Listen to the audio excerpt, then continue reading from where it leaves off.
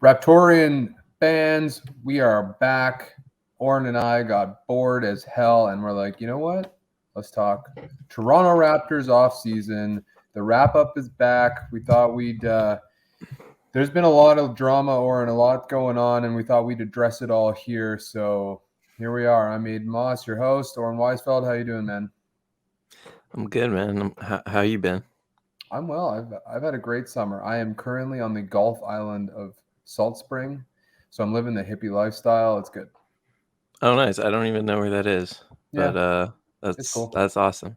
There Right. has been a lot going on, and there also hasn't, like, at all. Yeah, it's a lot of bluster, I Yeah, guess. we're about to talk about a whole lot of nothing, but also maybe it could be something. But like I Yeah. said to you pre-show, if there's going to be somebody that talks about the like minutia of Toronto Raptors drama, transactions, whatever, it's going to be here. And the people that are Mhm. listening are going to be the people who give a shit. So we're all at the right place. We cater to the people who care too much about who gets the That's 15th right. spot on the roster. That's That's right. who we really targeted this show to when We're we the set out the big board. we're the ones who overanalyze the pro-am games and bring back our insight to the people. So that's what we're here for. So let's get it started. We're going to try out the banners today because I'm a big fan of subcategorization. Oren Weisfeld, I know you've written about this on Yahoo Canada already, but tell the listeners to KD or not KD. Yeah, I'm in. I'm in on Katie. I'm in on the other guy we might talk about. I'm just in on, like, eventually this group's gonna have to make a trade, I think, in order to get that number one offensive engine. And Katie is obviously established at that. And we can talk about some of the other drama and some of the character stuff because I think that's like a fair concern when it comes to like leveraging your future for this guy. But in general, the more interesting question to me is like, are you pro making a trade that vaults you into another gear at the cost of your future? Or do you want to ride this thing out and see, does anyone on this team step into that number one offensive engine role? I think a lot of people think Scotty could be that guy. I think people think Pascal could be that guy. And I'm a little bit, I guess, pessimistic on those things. Like, I think they're both phenomenal players, but to be a number one offensive engine on a championship team, which KD is, I think like that is so rare. And I'm not sure the Raptors have it. So that's kind of why I'm pro KD trade. How about you? I I am so like on the fence because I do see what you're saying, and I don't think currently that the way we're constructed, we're a championship team. Obviously, I think. I mean, it comes down to what is the price, what do we pay, and what Yeah. is left over. Because if it's just Scotty, Pascal, and Kevin Durant, I don't know that we're that much better off. Like we are better off, but I don't like the line becomes super thin if that's all who's remaining. Um, Let's talk about like what seems like the most realistic yeah, okay, framework, let's build which off is of that. like Gary Trent, OG Anunoby, and like 4 first round picks. Then I very narrowly say yes Okay. I because say yes pretty confidently. I love OG Anunoby. Like I don't want to see him go, but I think to your point, like Yeah. to get an alpha dog score, like that's a pretty low price to get somebody like Durant. And we still keep enough core intact that like we can do what we did with Kawhi. We can rest KD for the majority of the year. We can bring him out. He doesn't have to play. Like the crazy thing to me with Brooklyn is he was like their number one defensive guy. Like that, Right, right. that like that's not Yeah. okay. Like that's just bad team management. And so he would be the fourth guy probably. Um, the way Defensively. we're yeah. So Yeah. I think that makes a lot more sense. Um, Well, but at yeah, the I same think yeah, go well, I ahead. was just gonna say at the same time, I've also been the one that has touted like let's not rock the boat here. Like we have our young core. Let's see where this takes us. And maybe Mhm. that's because I think the philosophy is once everybody blossoms, we will be in a point to leverage one or two of those guys for that alpha player. Like I think Gary and OG are not at their optimal yet. And I think that when they are, there still could be an opportunity to trade them and get what we need without it being a 34-year-old who's possibly on his last legs, who could easily be disgruntled. Yeah, that's where it gets interesting to me too. And as I wrote about at Yahoo about Kevin, it was like, I'm totally in agreement with that. This team is not ready in like the perfect sense to like make that swing.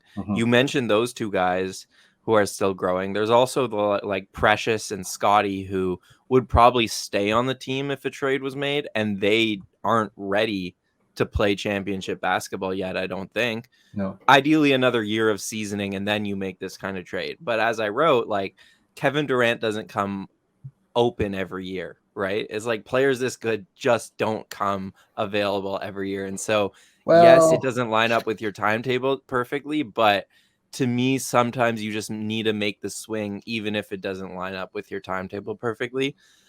I get what you're saying. Like, there's so much player movement now, but 4 years left on his deal, top 5 player in the league. That just does not, like, we can go back and look at it. That doesn't That's true. come up every summer. Like that is a very rare thing. So yeah, I think KD would make like the perfect Raptor in a lot of ways. But here's like what's also interesting to me is the news. Partly why we're doing this is because KD recently like gave the Nets an ultimatum and said either you pick me or the coach and the GM. I'm curious, like, because I know a lot of people have really soured on KD throughout the process because of the way he's handled this Nets situation and just been like really a toxic asset.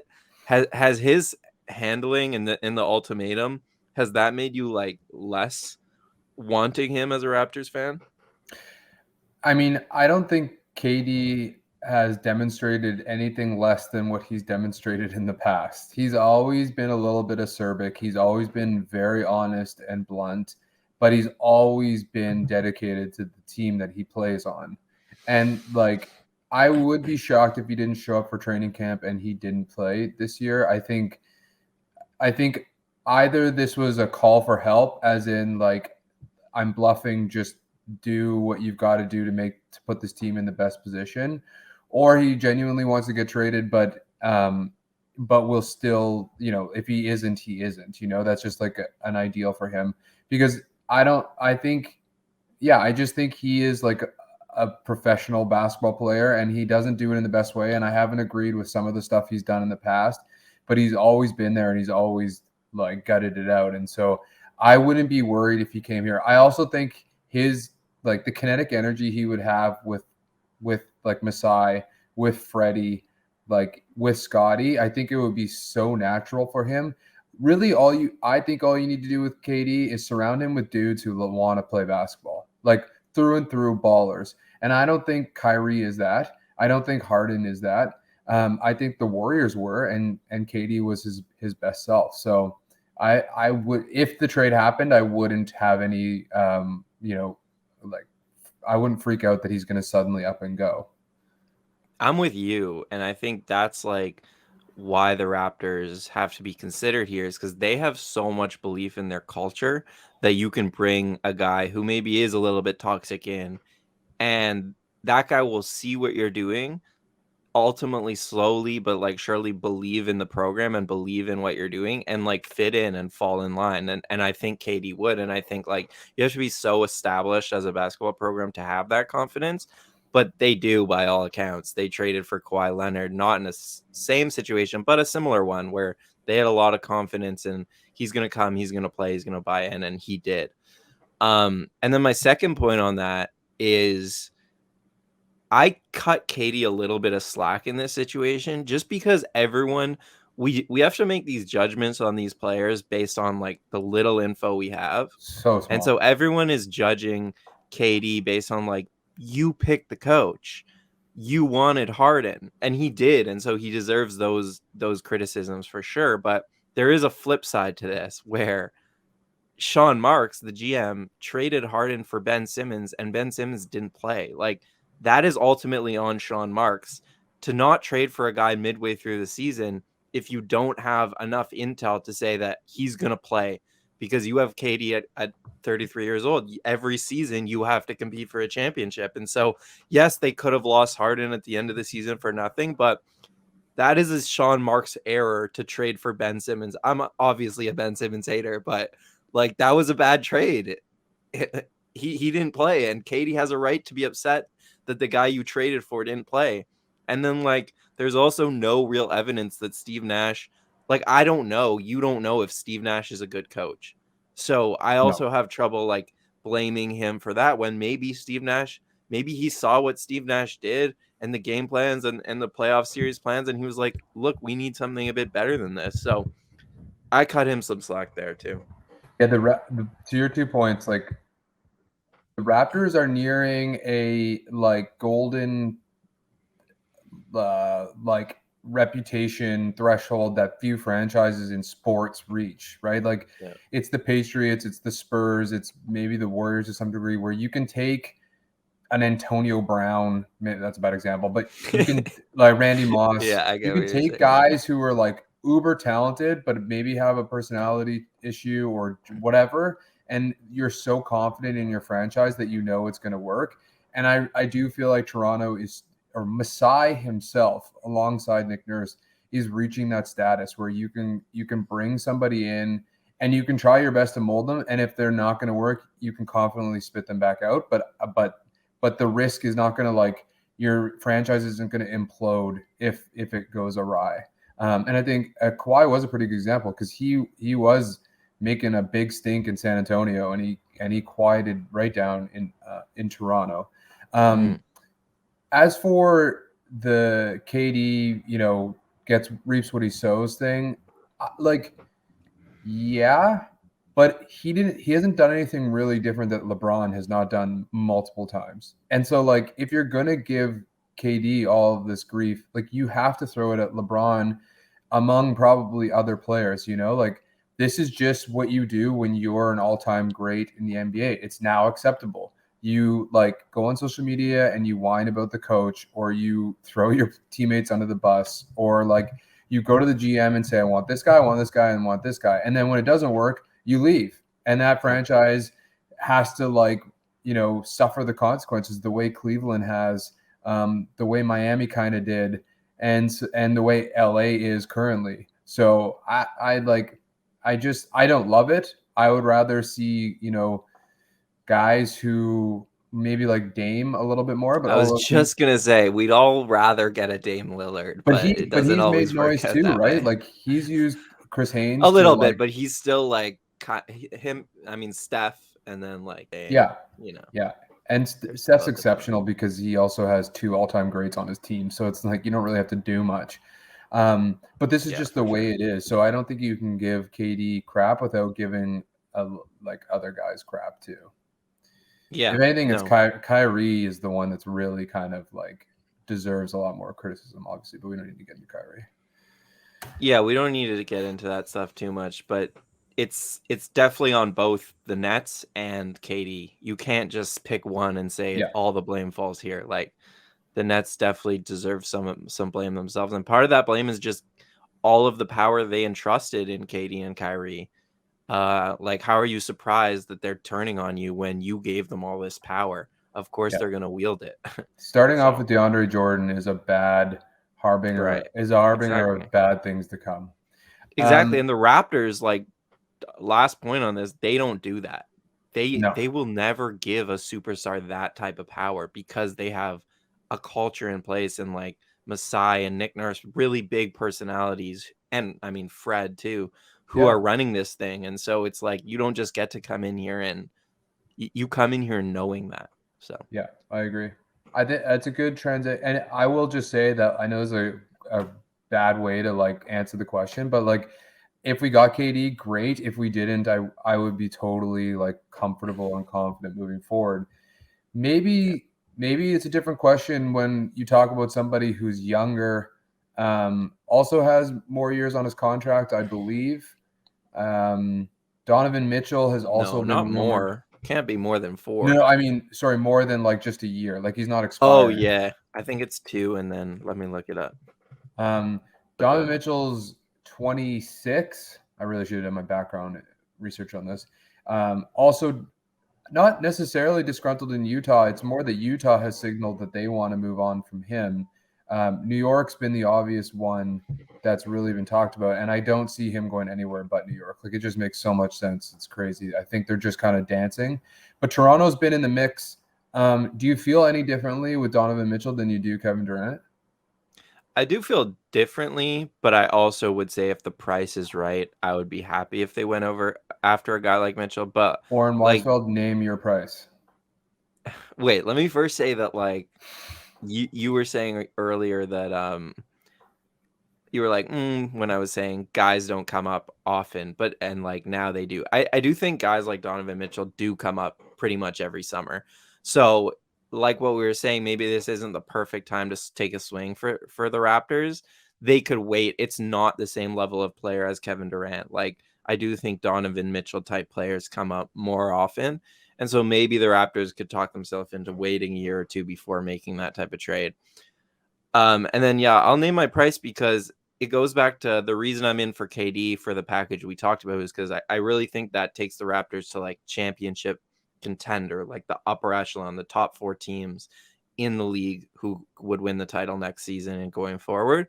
I don't think if you trade Gary and OG for Donovan Mitchell, the Raptors are top like a championship absolute contender. And so that's where I struggle with it. He is younger and he's still improving offensively for sure. Um, if you could get him without giving up OG, I think you're really happy, even if that comes at the cost of a lot of picks, which it So seems that's like Utah likes. that's Gary, Precious, and a lot of picks probably. I don't know if I would even trade Precious. So I'm I probably mean, out on Donovan Mitchell realistically, because unless you could do it for Gary, salary, and a lot of picks, I think I'd be out because I really like Precious. And I think, yeah, I'm just not sure if I would want to give up Gary and OG for Mitchell. But like it's right on the fence for me, that deal.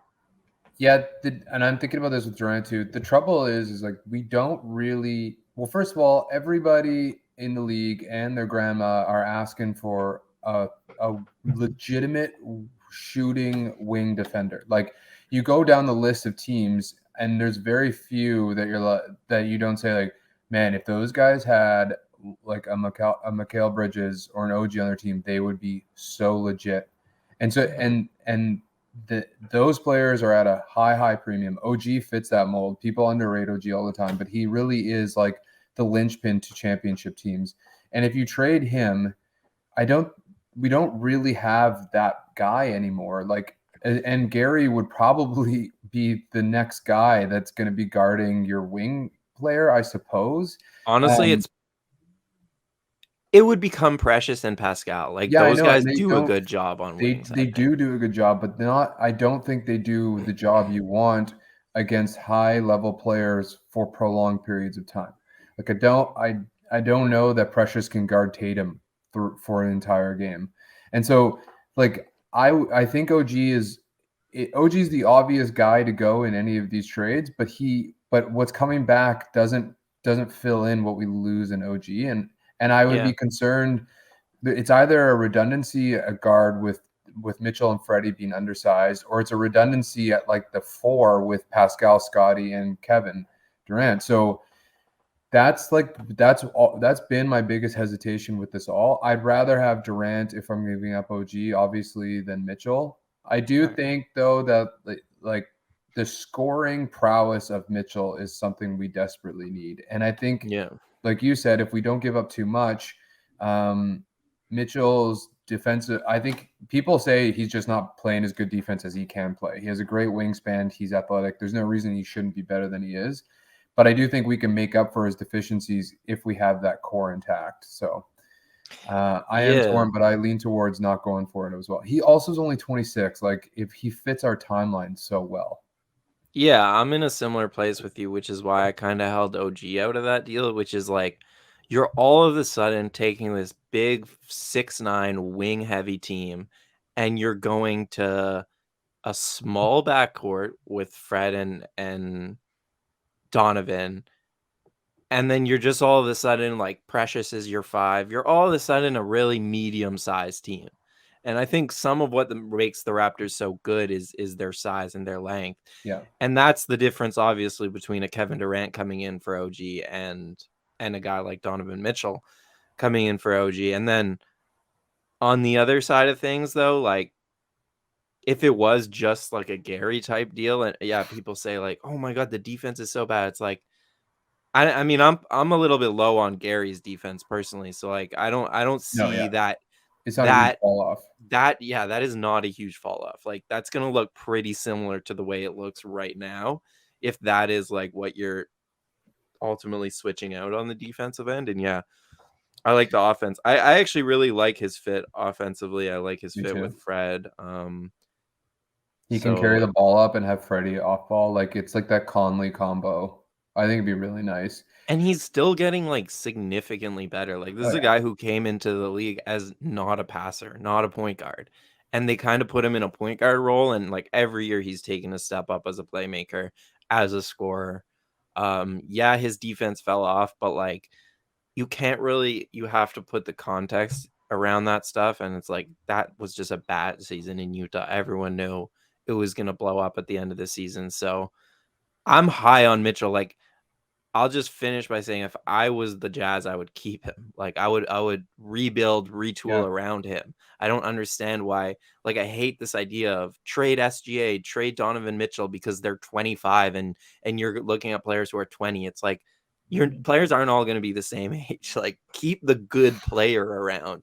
Okay, it wasn't working with Rudy. I totally get trading one of them, but don't do what the Spurs did. I don't like what the Spurs did with DeJounte. Like I don't like when teams do that. Yeah, unless they knew what he was going to do at all the Pro-Am games. I mean, honestly, maybe they just didn't like his character because, I mean, it hasn't been the best look. But anyway, that's another It's not topic. a great look. The final thing I'll say is two things.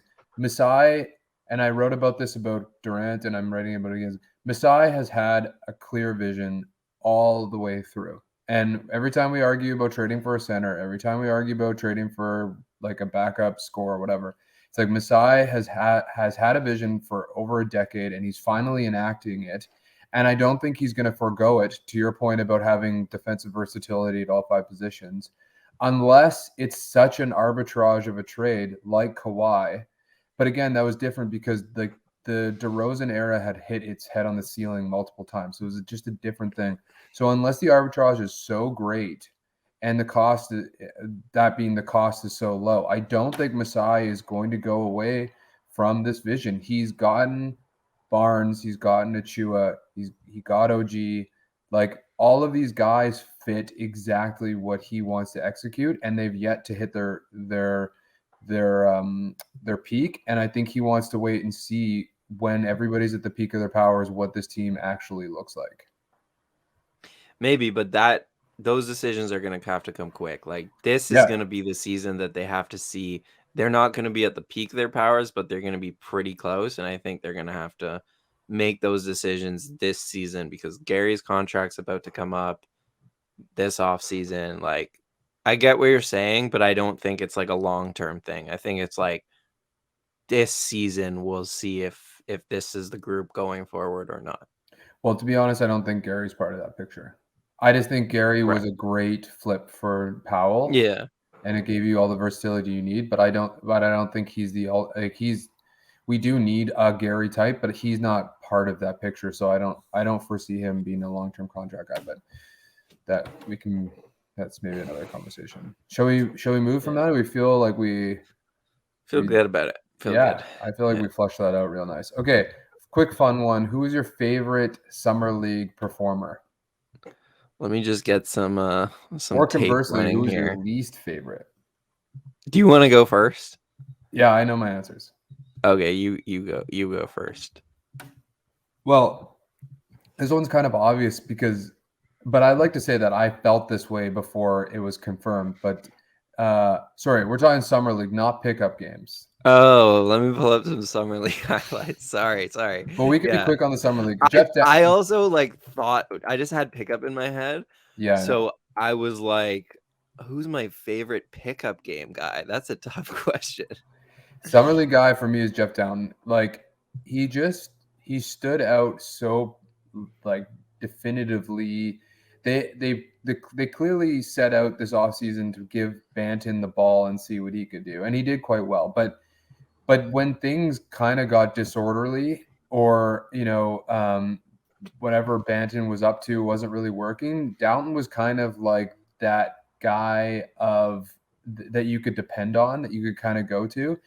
And his ability to finish at the rim in the most awkward ways, like really, like was like wowing to watch, I guess, or like really unique. Like he finishes with both hands, like wide range of finishes. He shot pretty well considering. And one thing that stood out to me, which is going to get you a training camp contract, is he, like, game one, he was picking guys up full court and like jockeying them the whole way down the floor and staying with them, not getting beat. Um, and then lo and behold, he gets signed. So I think like he definitely, and I know he in the G League he has been like a baller for quite a while. So like if you watch the G League, it shouldn't really be a big surprise. One negative thing I'll say is when I look at him in the Rico Hines runs, he looks much smaller than I thought, and that might be because he's with NBA bodies now. I don't know, but he looks a lot like more slender than I realized. So, yeah. Yeah, this was the Jazz game that he took over in the fourth quarter, and he was really like the only guy that the Raptors had on the summer league team that like could create his own shot Yeah. Three efficiently, level. and like he does it here. Granted, it's against Bruno, but we'll ignore that. Yeah, he stood out for sure, just as like a vet type of guy. Like he didn't make mistakes, which was Right. impressive for a guy who, yeah, he is 25 and he has like a couple years experience in the G League, but as someone who we didn't know about and who all of a sudden comes into a new team with new players, like to be that steady was really impressive for sure. My guy though was Delano. Oh, Oh, that's yeah, way like, better. We go back to that full screen. oh, but then I can't see myself. That's okay. All I'll right. tell you if you're looking bad. Okay. Um yeah, like because I said this with I was talking with Will Liu in his show, and it was like Doughton is the guy that surprised us all, and like so he's the new face, so it's like Yeah. it's fun and everything. But at the same time, Doughton's 25 and Delano's like 22, right? So you do have to put things in perspective. We've gotten so used to Delano, he's no longer like the new hip thing. So I guess it's not as attractive, but I think he made some really big strides that maybe went a little bit under the radar. Like the shooting was really good. And yes, it's a really small sample size, so I'm not like ready to say anything, but he came into the league as like a horrible, horrible 3-point shooter. Like I would watch him warm up before games and like everything was so off. It wasn't even close. And he shot like 36% in on a high volume in summer league. I And then on the other side, like his more important for me is just his ball handling is getting a lot better, and you're no longer seeing him kind of back down defenders and turn his back to them, and he can actually face up in the half court, survey his options, and that allows him to just do what he does best, which is like like attack. Like he could take 2 steps and just be at the rim all of a sudden, and he's a great finisher at the rim because of his length. Like I I was pretty impressed with just how far I guess he's come along in the mm, past like year since he got drafted. And I mean, maybe we should do that. I don't know if we want to jump right into the point guard stuff, but I yeah, we think he's can. pretty close. I think he's pretty close, I'll say. We'll do pick up first because there's more point guard talk there. But Yeah, I'll okay. say, like, yeah, I noted it in one of my post game analysis, is that like he was getting challenged full court, and to your point, he wasn't backing them down. He was confidently facing them up, getting by them with his handles, right? Not relying on Yeah. his length or size to kind of like eke his way through. So clear development. The other thing is he looked like an NBA player in a G League or like summer league game. Like he had some really bad sequences, and his decision making is still not there. And when he gets stuck because he is really much more downhill than anything else, it can look really bad, especially when the half court gets like clogged. But the same way when he played in the G League last year, like he's better than he's an NBA basketball player. Right. It He's could right be in the fringe in like right. a rotation guy, but he's better than the G League. Right. Or It similar. could be a while, and it may never happen, but there is so much there to be hopeful for. And his size and length and quickness alone, to me, earns him a spot on this team, no question. Because you can throw him out there for 8 minutes a game and just be a pestering pest.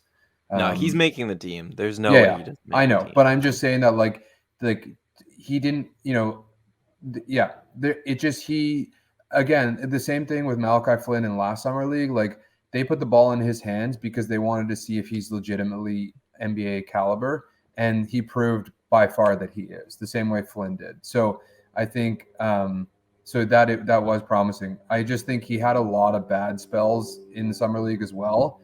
That kind of like cooled me off just ever so slightly. Yeah, his turnovers are the biggest issue for me. Like in terms of what's holding you back from actually being the backup point guard of the Raptors. Like you can't come in and turn the ball over 4 times a game if that's your job. And he just hasn't gotten that. He leaves his feet too much. He tries like these passes that are crazy, and like I like it. I like the risk because the Raptors don't have a lot of guys who take those risks as playmakers, but at the same time you're fighting for a job, and I don't think it's like he needs to find a way to limit those. He had more turnovers than assists in summer league. Yeah, that's not good. I call them the fourth dimension passes. Like they're things that he sees that nobody else does, or that he sees but he doesn't see everything else that's in the 3 dimension. So like the arm that's actually in the way of that pass or whatever. But the fact that he has that vision, I think is a plus at his age. For sure. Like he's creating. They're just not there. Yeah, I mean, we can talk about Malachi in relation to that because Malachi never makes those passes. Well, never tries those passes, and that's because I think he doesn't see those passes. So then let's go to pick up overreaction because Flynn might come up there, and then we'll go to the next topic where Flynn will really be front and center. Favorite pickup overreaction. So just for those of you who've maybe been on holidays and haven't cared about the NBA, which I wouldn't blame you in the slightest, the Raptors signed Rico Hines, who is Oren, you might know better than me, but he's a player development guy. He's renowned for running these NBA pickup runs where dudes show up and you get wicked highlights, and there's all of these great like clips of him giving inspirational talks, like he's talking real, and then Harden's talking real, and Freddie comes in and he talks real, and it's like, man, I wanted to go pick my shoes up and start training, and I have no hope of a career or anything. Like, it's really inspirational. So the Raptors signed Rico Hines to be part of their staff, which is fucking brilliant because the entire Raptor roster was at all of these runs. And he's got a lot of connections, and he's obviously well liked by players. So I think it was a great signing by Toronto. But anyway, so we have these runs. Then we also, for whatever reason, the Pro-Am runs seem to be really popular these days. Everybody's partaking in them. I'm sure we've seen the DeJounte Paolo Washington beef that's going on. So Scotty and Flynn have played in a couple of those. We got the Drew League. So anyway, we have all of these runs, all of these highlights, and what's been your biggest overreaction to all of this, Oren? Positive or negative? Whatever. Maybe both. I'll start positive. My positive overreaction was Freddie. First of all, he cut his own highlights and posted it separate of the Rico Hines channel. And he wasn't in the first couple days. He's got a brand too. like Oh, for sure. promote, you know? FVVTV. Yo, Yeah, like he go wasn't full screen again. in the first couple days, and people were like, "Oh, I guess Freddie's not like 5-on-5 ready because obviously he had the injury at the end of the season." So there was some speculation there, and then this dropped, and he obviously looks like he's fucking ready for the season. Like he I was watching a lot of these highlights, and I'm not overreacting to them, but Freddie, like you obviously don't know the full score and like the full everything that's going on, but Freddie clearly came in this day and just gave guys buckets. Like his team was winning and he was hitting every final shot, like right there. Yeah. That's the we're gonna skip the speech. Um so yeah, I mean it's nothing new, to be honest, that we saw from Freddie. I guess Scotty will be the popular answer.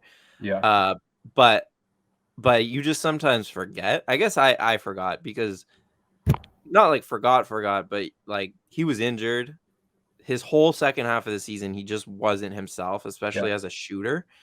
But when Freddie is this good of a shooter, especially from like the distance he's now confident at, and as a pull-up guy, as a catch and shoot guy, like all of it.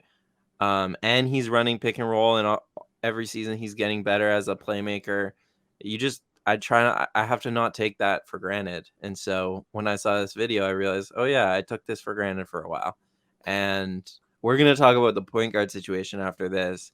Like we're so lucky that we have this guy to eat up 38 minutes a game last season, because if they didn't, they would have been absolutely screwed. The only disappointment of all of this is that Freddie wasn't wearing sweatpants, because that's my favorite Freddie, is when he's in these pickup games wearing sweatpants. But yeah, he looked absolutely phenomenal.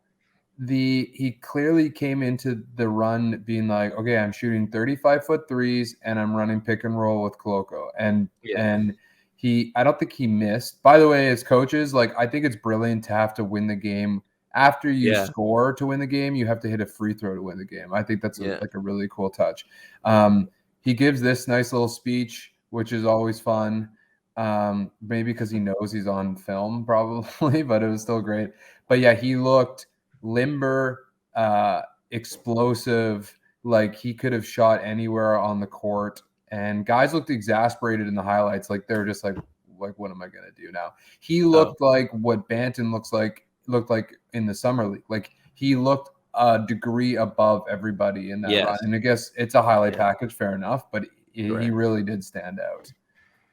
My overreaction, it would have been Scotty, but whatever, like that's too easy. I am going with Malachi Flynn, and I'll tell you why. Like, so I asked Samson in his podcast, like, why should we what do we think about Malachi Flynn coming into the season? Because the Pro-Am games, he had 52 and 70 or something, and he basically just like was lightning on the floor.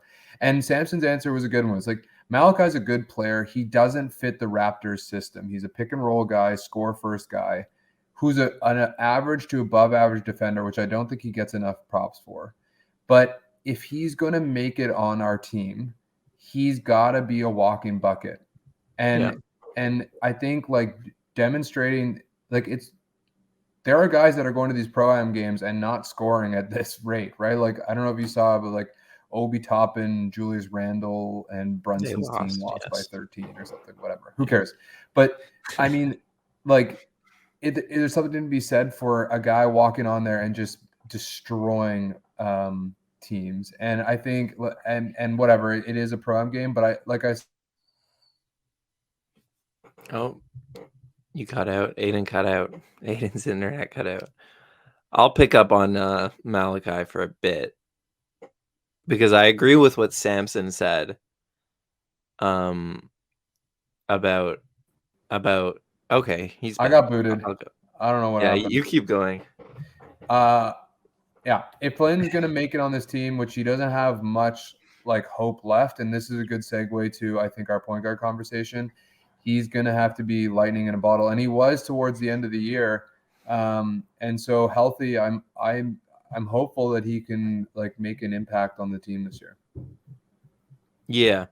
Okay. Like my thing with Flynn I've always said that the Raptors need to simplify his role into a scorer.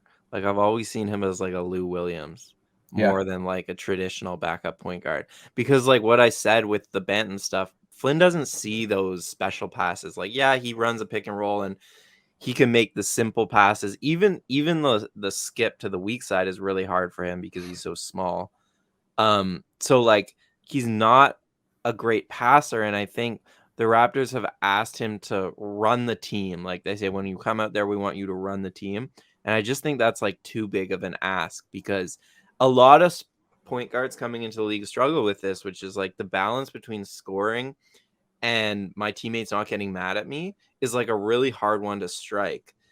And I don't think he's been able to strike it. And so I want to see the Raptors just be like, you're Lou Williams. Like you come in the game and you get buckets and that's all you have to worry about. Obviously, if guys are hedging or double teaming you, yeah, you make the right read. But like if his role is to score, I do think that's the best use of him. But I'm losing hope too because the Raptors, it never seemed like they haven't had a guy like Lou Williams since Lou Williams. Well, they're running they're they're they're running out of capacity for Flynn to be that. I think it's unfortunate for Flynn because he's a late round draft pick, Freddie V like prototype, right? And so they kind of almost cast him in the same light. And he's not that. He almost looks like he rues having to pass the ball. Like his game is to find buckets. That's just what he's always done. And maybe he will evolve over time, but he hasn't had the opportunity to find that confidence or that consistency to evolve, right? Like he's going back to what's his nature, which is to score and to shoot when he's open, and that's it. So I think you're right. To empower him into that role is probably a better idea as opposed to being like you're the backup point guard. Yeah, because like the skill is clear. It's clear that he has scoring skill. I do think there is a world in which we're wrong and the Raptors are right to play the long game, and that eventually like something clicks and it's like, oh, okay, he can balance that playmaking and scoring, and now he's a real asset. He's not just a spark plug guy. Like if that happened at some point this season, I wouldn't be shocked. No, but because it does like you seem said, like, it's a maturity thing that happens with smaller guards. yeah, I think with all like point guards, that balance is really hard to strike. Like some guys are pass first, and like Scotty, right? Like Scotty passed for most of the season. He was not aggressive enough as a scorer. Like it happens with a lot of new. Scotty's not a guard, but like you know what he is, kind of a guard. So yeah, I think it happens with like a lot of new point guard type players, and Flynn just hasn't been able to find that balance. Perfect segue into our next topic, which is who are our point guards? This question actually is like more complicated than you would think because no one really fits the mold of what you would necessarily classify as a point guard. Freddie VanVleet is not a point guard. Full stop. Like he's a combo guard. He's not a point guard. It like Pascal. I disagree with that. At this point, Fred's turned himself into a point guard.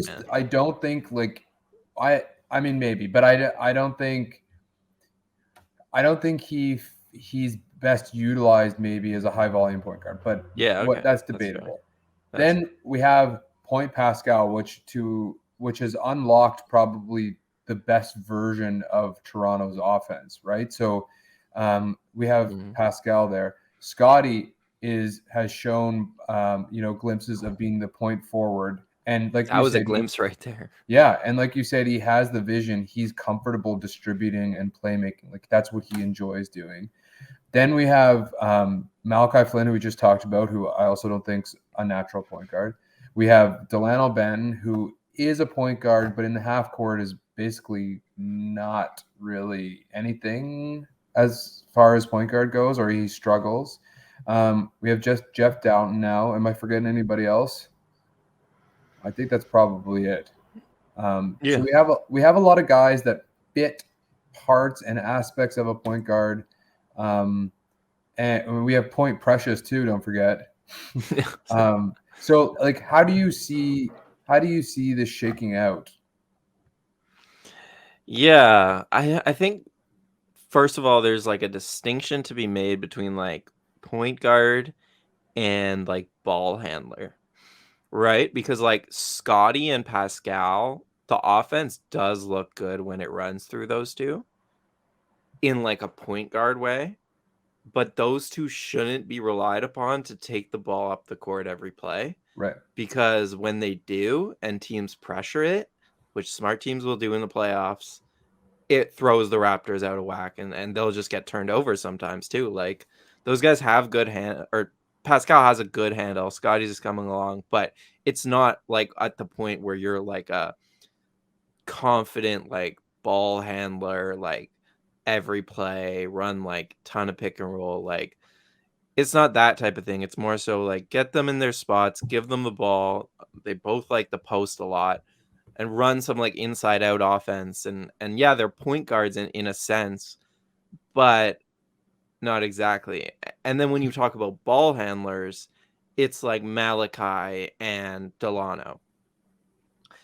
So I'll kind of leave Fred out of this because I think Yeah. Fred is like clearly their starting point guard. And to me, I'm more concerned like we kind of know they're gonna give Fred some minutes on the ball, and then sometimes he's gonna play off the ball with Pascal and all those other guys. But I guess my concern is more so like when they get to the playoffs, if this is who they're running out and they haven't made any changes, my concern is where is the secondary ball handling coming from? Like, I don't think Malachi or Delano are playoff ready guys just yet.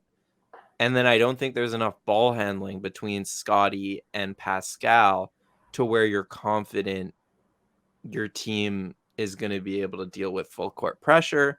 Your team is going to be able to deal if they say they like, I don't know, take Fred, face guard Fred in a way. And then all of a sudden you're relying on only Scotty and Pascal to handle the ball. Like that's just a lot of responsibility for those two, given the sometimes shakiness of the handle.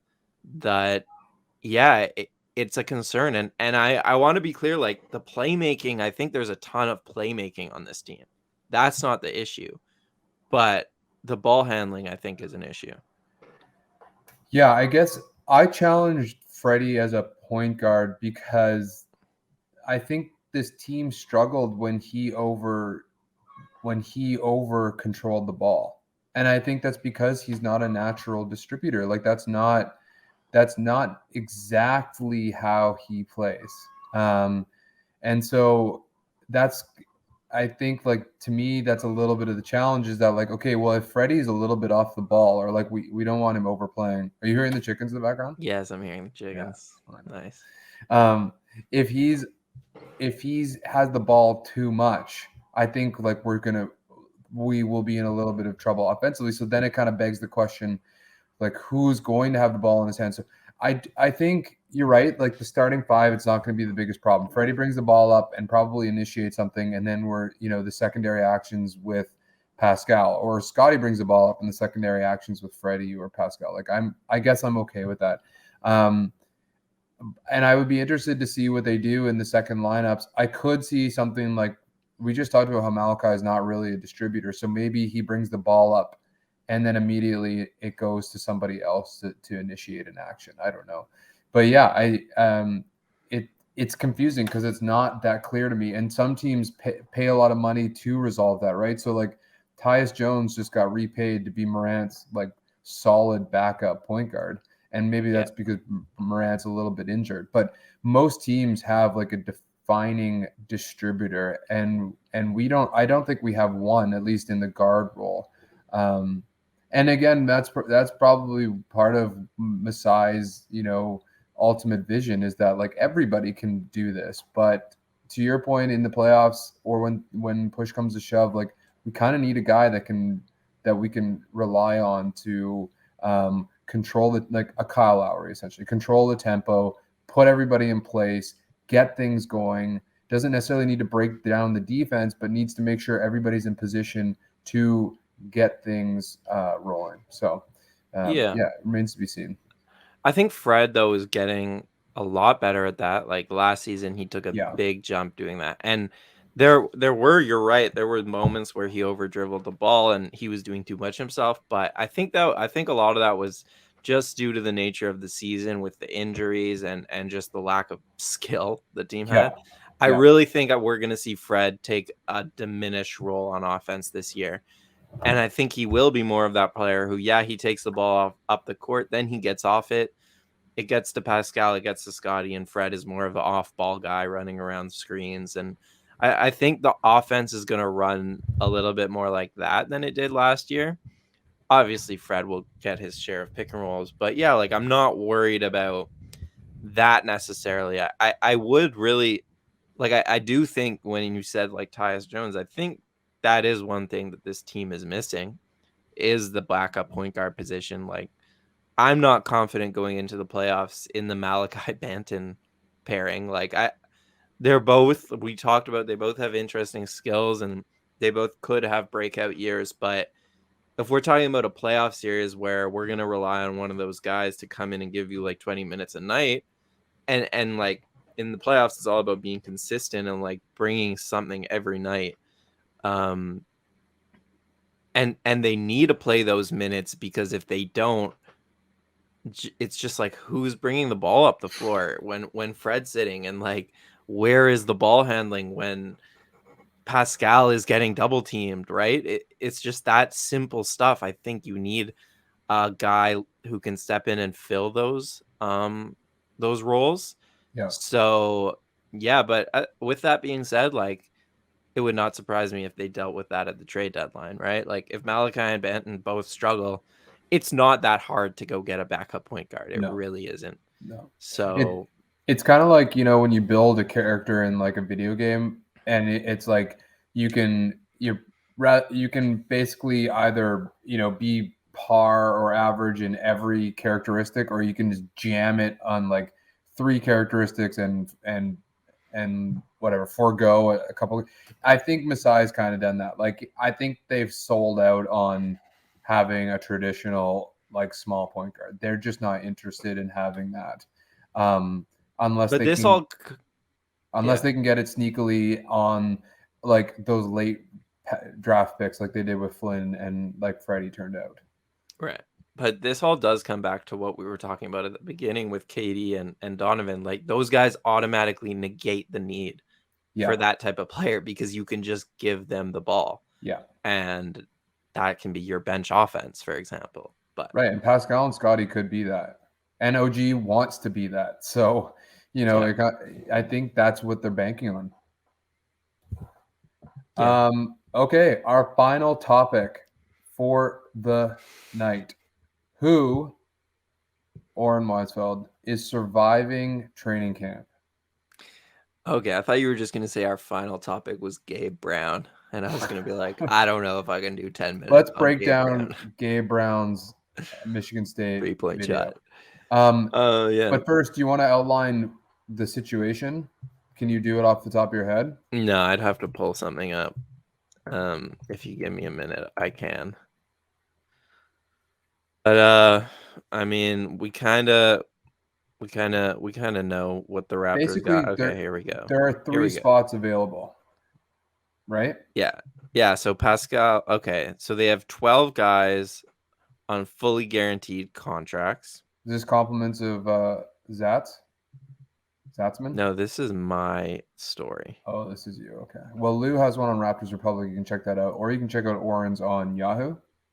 This is on Sportsnet. It was just about Summer League. But okay, they have 12 guys on guaranteed contracts, but one of those guys is Svi, and they could cut Svi.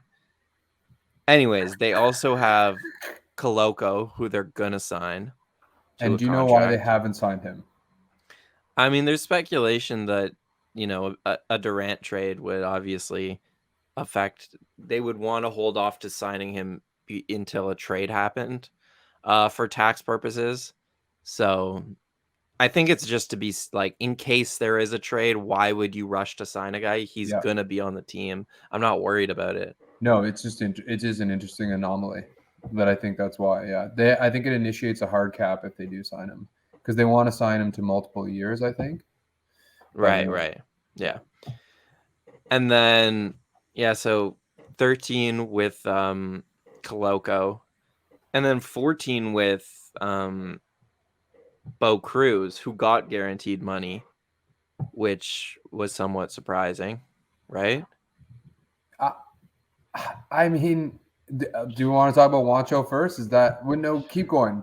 I wouldn't lock Wancho in yet, but so yeah, you've got Yeah, I Wancho, shouldn't. you got Wancho, you got Justin Champagny, you got Delano Banton. Here's Lewis's piece. Okay, Here are the people fighting for spots: is okay, that's Banton, good. Svi, and Gabe Brown at the wings. I don't know if Gabe's a guard. At the Right. guard, sorry, and then wings: Champagny, Wancho, DJ Wilson. Okay. Um, So money doesn't matter because we don't give a shit about owners' money, and like they can still cut them, so it doesn't really matter. I guess it impacts the cap a little bit, yeah, and so this but would be for 3 spots. These yes, players are 3 spots because Koloko is basically taking Svi's spot in Lewis's situation right. because even though Svi has guaranteed money, Lewis is just whatever. cuts fee. Yeah, Lewis has said. I mean, Lewis said he's fighting, which is true. He is fighting for a spot. Yeah, yeah. So yeah, these players are fighting for 3 spots. So how do you want to do it? But then also Jeff Doughton's on a two-way, and then Yeah, that's so different. is Ron Harper Jr., who's on a two-way, who I was extremely disappointed with in summer league. By the way, I did Yeah, but not that's love. different. Those guys are not competing for spots. They I know, already but have their contract. we signed him immediately. I'm kind of surprised. I'm surprised at how he looked. He just didn't look like he had the athleticism still. Anyway, okay, it's another topic. But so yeah, I think the way we can look at this is Banton and I think Champagny are basically locked. And Lou kind of talks about it the same way. Like I don't. It's a point of pride to keep your second rounders around for another year. Um, Banton and Champagny both demonstrated specific skill sets that translate to the NBA level. Banton we already talked about. Champagny is a top offensive rebounder for a wing. Period. And he was starting to hit his corner three, and like he has a lot of nice touch around the rim, so there are aspects to his game that are very translatable. Plus, when they sent him to the G League, he went off, as did Banton. So they've really kind of demonstrated that they have the potential. So I do, and they both fit the profile of 6'8", long, athletic, switchable. So I do think those two guys are basically locks for training camp. Do you agree with that? Yeah, I won't argue with it, but I would say Delano is more of a lock for me. Like Delano's a lock, and I would put Champagny as like a favorite, but not a lock. Okay, that's fair. So Um, we got 1 and 2A, one and and a half. then what's that? 1.5. And then who is your second half and your third? I think Svi and Wancho. Um, I think it'll come down to them probably, especially if we're gonna lock in Champagny. Like I think you want a shooter, right? Like ideally you'd like some shooting, and those are the 2 guys who could shoot some. Um, and so I think they're gonna be fighting it out more than anything. Gabe Brown is on an exhibit 10, which is basically like a 905 deal. Like I highly doubt he feels more like he's the 20th guy in training camp. He feels more like a guy they're just getting in early, and then he'll play with the 905 and try to work his way into a deal then. So yeah, I think it comes down to, and then DJ Wilson is like, he's an interesting player. I just feel like a lot of what he does is what's the word when like it's like already repeated on the Raptors. Redundant. So yeah, it's redundant. Like he can play some small ball 5, and he offensive rebounds really well. Like he does all of these like weird things, but the Raptors just have players who do those things better already. So I think he is an NBA player, but I just don't see the fit in Toronto right now. So yeah, I think it'll come down to Svi and Wancho. Who do you want highlights of? I don't Who do you know. want to talk about? Wancho, Gabe Brown. Give the people like what I can't believe I can't remember his name, but who was the guy that our center last year who just never really cut it? Big long Gillespie? guy from Gillespie. Okay. DJ Wilson reminds me of Gillespie a little bit. Like not exactly the same player because Wilson's much more athletic and mobile, but it's just kind of like there's nothing really that stands out to me that really like warrants like Yeah. He taking doesn't a have flyer a on. standout skill, I would say. Exactly. Like I think he can make a good team a little bit better, but I don't think like there's anything like there's no potential there really, in my opinion, that's worth going for. Wancho, on the other hand, now Wancho's been all around the league. I think the Raptors would be his seventh team in like 6 years. So there's something missing with him that teams think like he's one of those guys.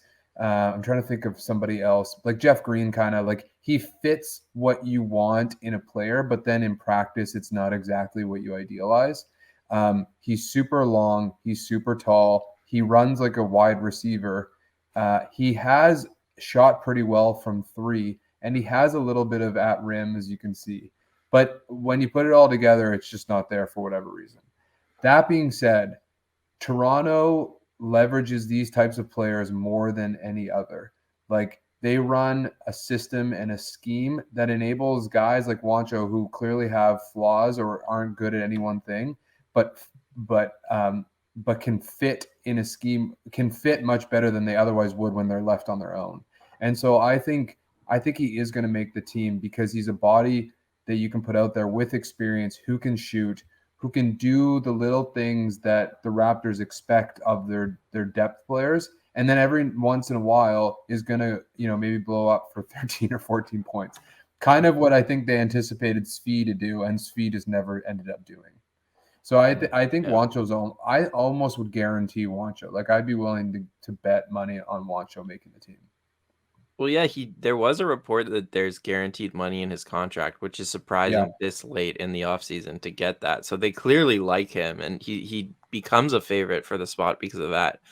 But yeah, like you said, I mean, these end of roster spots, as I was saying, like they don't matter in the grand scheme of things, matter, Oren. They matter. but they matter in the sense of like, all right, are you going to knock down your open threes? Like, that's really the biggest thing. And Svi ultimately could not do that. He had his fair share he had more moments than you would think because there was so many injuries. And because he wasn't like, he made the team pretty early, he wasn't like a 15th man, but he had a lot of like opportunities and just could not knock down his open threes. And so, like, yeah, like, let's pass the baton to someone to see if let's give someone else a try, basically, is where I land. Like I'm team Wancho over Svi because I'd rather see him at least get a try when I've already seen Svi get a try. Yeah, Um and he's gonna go into team practices and he's gonna make dudes work too. I've heard he's a great guy. Like I've heard he's a really top teammate, which is always great. yeah. But I think as an NBA veteran, which he basically is now, and an international veteran as well, like he's gonna make the young guys bust their asses and earn their spots. And I think that's what you want at the back end of a roster. Yeah, exactly. So Yeah, I don't have a ton to say about these spots because they never matter. But yeah, like it just comes down to who's gonna hit their open shots, I think, more than anything. And we'll see. Like I feel like that's the way that these guys get like their breaks in terms of like the next contract or the next. yeah, It's like there's a bunch of injuries. You get your shot to play with like the stars, but you're a role player and you break out one game because teams are letting you shoot away from three and you knock down 4 or 5 of them, like, and then you keep doing that. And teams have to then adjust their game plans to not give you that shot. And then the stars have a bit more room. Like, that's how the guys like this break out. And last season, there was a lot of issues. I mean, there's a good amount of issues for the Raptors, but one of them was that the end of the rotation guys did not break out. Like none of them yeah, had that like consistency where you can kind of bet on one of them to break out like over the course of a season, and like none of them played their way into the rotation, which is why there was like 7 guys playing and all that. So, anyways, Flynn started to, and then he got injured. But that's true. But small sample. Yeah, I had a thought, but yeah, it's gone now. Yeah, I think. Oh, I know what I was gonna say. Is what you're describing is basically what got Otto Porter Jr. paid. Like he signed him in Golden State. He fit perfectly in that system. He hit his threes. He did everything they asked of him, and he got paid in Toronto. And I mean, maybe we don't want to talk about Otto Porter Jr. this round. I'm a little bit worried that there's going to be some like retrograde in that respect, just because up until that point he had been an inconsistent player, but whatever. But yeah, I mean, like Juancho could be an Otto Porter Jr. kind of like break. You know, like you said, hits 40% of his threes on 3 or 4 attempts a game, and rebounds and passes and plays defense. Boom, done. So yeah, and the content will be good. Oh yeah. So that's what's most important. Yeah. Cool. Well, I think we covered a lot there, Oren. Yeah. That was good stuff. I feel like I really felt like it was building up. Like I needed to just like spew it all out. So hopefully, it's been a while. No, I was excited to do this. This was good. Me too. So everyone, thanks for joining us. Hopefully that was informative for you. We got some other stuff coming up. We're not going to tell you what it is, but stay tuned in the coming weeks. It'll subscribe to the YouTube channel because we're going to have a good, exciting bet-related show. Yeah, a little bit of a preview of the season in regards to where money can go to get you more money. So yeah, thank you everybody. We'll talk to you soon. I think Kyle and Sahal will join us as well. We'll get the crew back together. Anything to promote, Oren? No. Me neither. Nada. It's the dead days. Yeah. All right. Ciao, everybody.